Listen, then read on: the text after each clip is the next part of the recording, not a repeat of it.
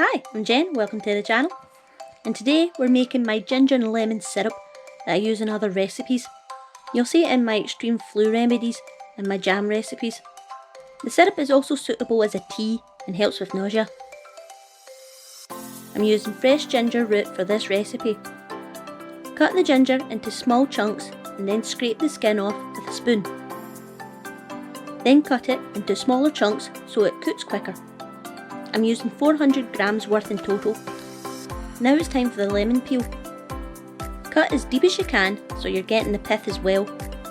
The pith has pectin in it and this helps to set jam.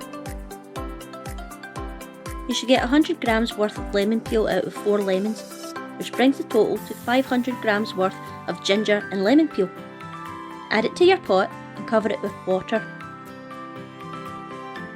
You could add the lemon juice as well, but I'm going to make a homemade face mask instead with it, so keep an eye out for that video.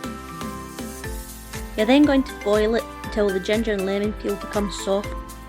Once boiled, check how much water is left and add your sugar.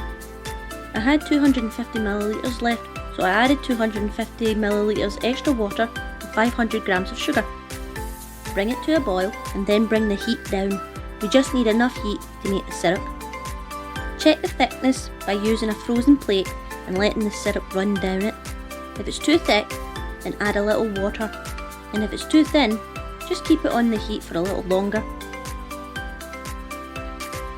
So my magic number for this recipe is 500, so remember, whatever your amount of ginger and lemon peel is, that's how much sugar and water you use to make your syrup.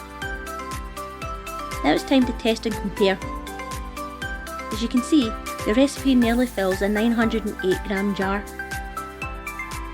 The syrup is thicker and has more colour than the store-bought.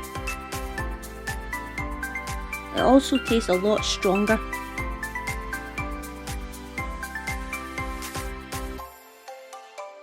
I'm going to try some with vanilla ice cream. Well, that's the end of this video. I hope you have fun making your own syrups, and I'll see you in the next one. Bye!